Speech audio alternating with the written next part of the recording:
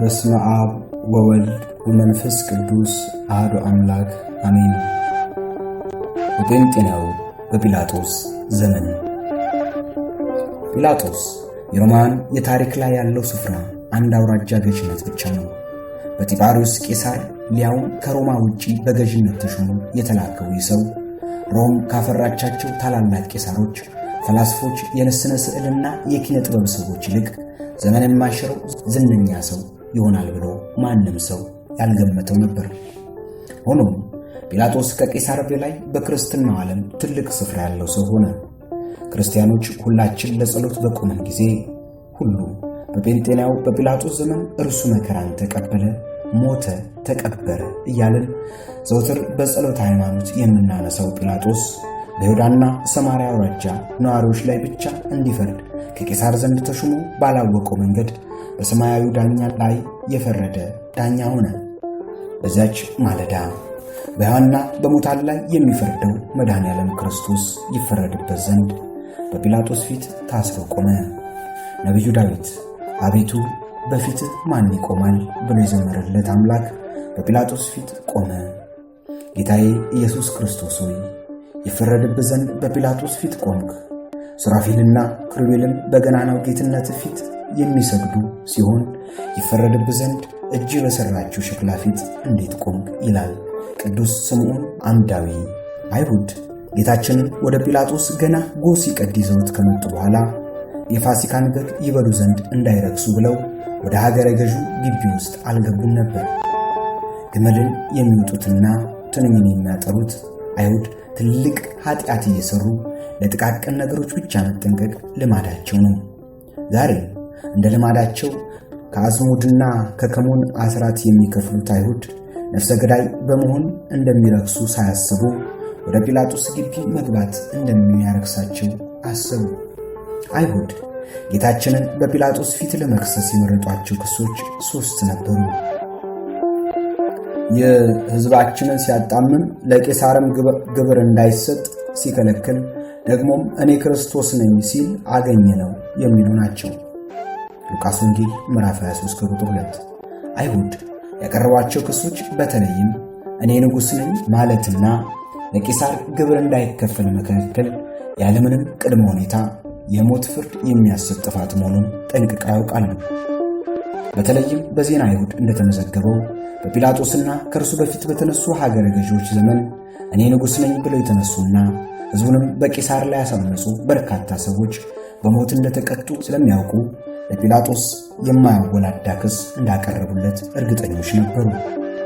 አይሁድ ጲላጦስን ያወቁትን ያህል ጲላጦስን አይሁድን በሚገባ ያውቃቸዋልና በጠዋት እንቅልፋተው በበዓል ቀን የፋሲካን በግ እንኳን ሳይበሉ አንድን ናዝራዊ አስረው የመጡት ለቀኝ ገዣቸው ጢባሪዮስ ቄሳር ክብር ተቆርቁረው ግብርን ለምን አልተከፈለውም ብለው አስበው እንዳልነበርና ጌታን በቅናት አሳልፈው እንደሰጡት ያውቅ ነበር። ማቴዎስ ወንጌል ምዕራፍ 26 ከቁጥር 18።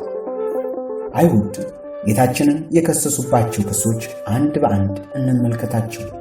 የመጀመሪያው ክስ በምንም መለኪያ ለመመዘን የሚያስቸግረውና ለምርመራ አመቺ ያልሆነው ሕዝባችንን ያጣምማል የሚለው ክስ ነው። ይህ ክስ ቅናታቸውን በግልጽ ላለመናገር ያነሱት ነው እንጂ እነሆ ዓለም ሁሉ ተከትሎት ሄዷል ብለው የተበሳጩት ብስጭት ወደ ክስ ተቀይሮ ነው። ዮሐንስ ወንጌል ምዕራፍ 12 ከቁጥር 19።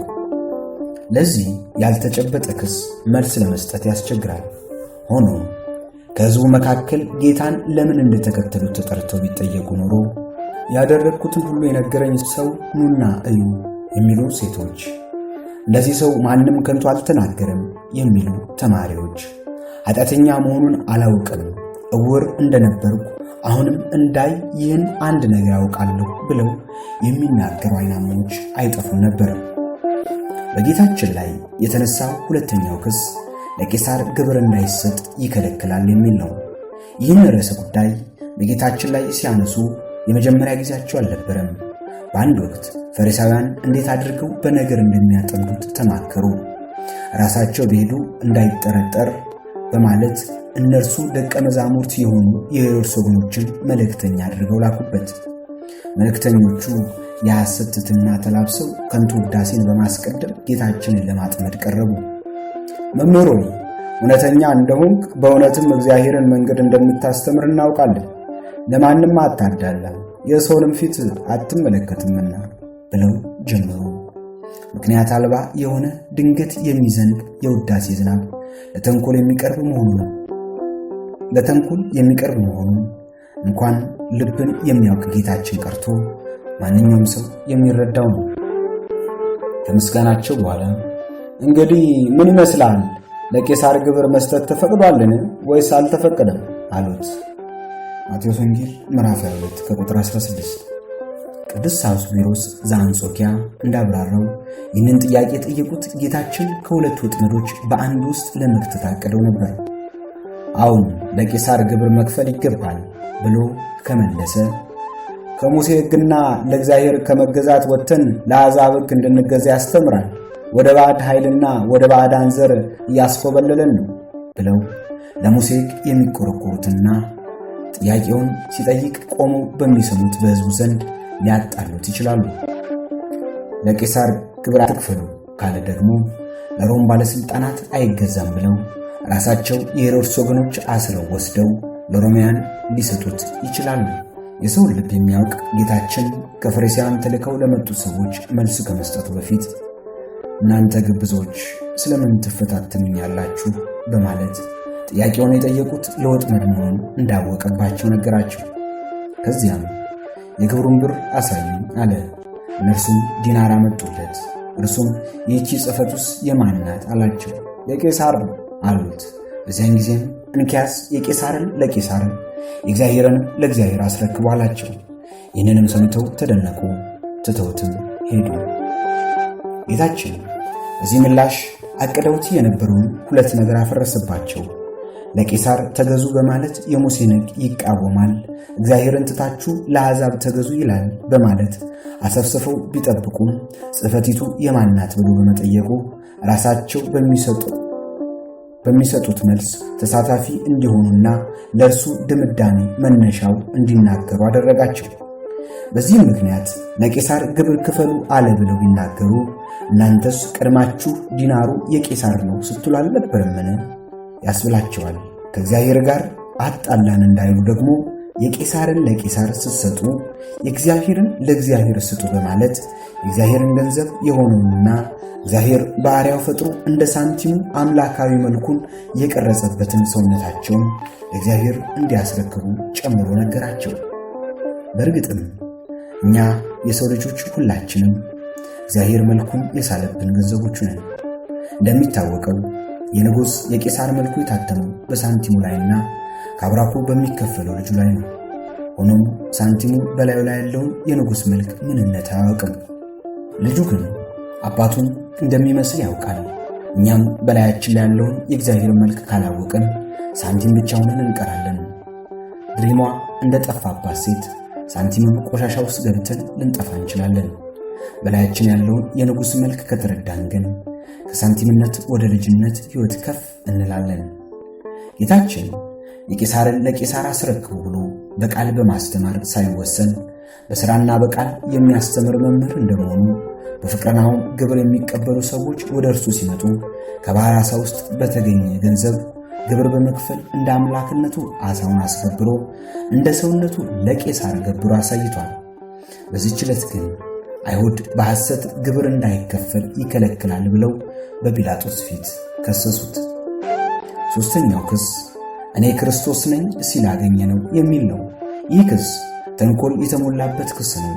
ንጉሥ ነኝ ይላል ወይም ክርስቶስ ነኝ ይላል ብለው ለይተው አልተናገሩም። ክርስቶስ ነኝ ማለት በመንፈሳዊ ትርጉሙ ንግሥናውን የሚያሳይ ነው። ስለ ክርስቶስ የተነገሩ ትንቢቶችና የትንቢት ፍጻሜ ታሪኮችም መሲሁን ንጉሥ ብለው ይጠሩታል። ንጉሥሽ የዋህ ሆኖ በአህያና በአህያይቱ ግልገል በውርንጭቱ ላይ ተቀምጦ ወደ አንቺ ይመጣል፣ ሆሳና በጌታ ስም የሚመጣ ንጉሥ የተባረከ ነው የሚሉ ጥቅሶች ክርስቶስ ንጉሥ እንደሚባል ያስረዳሉ። ሰብአ ሰገል ወደ ሄሮድስ መጥተው የተወለደው የአይሁድ ንጉሥ ወዴት ነው ብለው ሲጠይቁት የካህናት አለቆችን ጠርቶ ክርስቶስ ወዴት እንደሚወለድ መጠየቁ ንጉሥ የሚለው ቃል በአይሁድ ሕሊና ክርስቶስ ከሚለው ጋር በተለዋዋጭ ቃል የሚነገር መሆኑን ያስረዳል። በሥጋዊ ትርጉም ከሆነ ግን ክርስቶስ ለሮም መንግሥት የሚያሰጋ ምድራዊ ንጉሥ አይደለም። አይሁድ በክሳቸው ላይ ክርስቶስና ንጉሥ ብለው የተናገሩት መንፈሳዊውን ከሥጋዊ በመቀላቀል በሁለት ድንጋይ አንድ ወፍ ለመምታት ያደረጉት ስልት ነበር። በእርግጥ ክርስቶስ ምድራዊ ንጉሥ አልነበረም። ነገሥታት ባለጠጎች ናቸው። እርሱ ግን የእኛን ድህነት ወስዶ ድሃ የሆነ በበረት የተወለደ በኋላም ራሱን የሚያስጠጋበት ያልነበረው ነበር።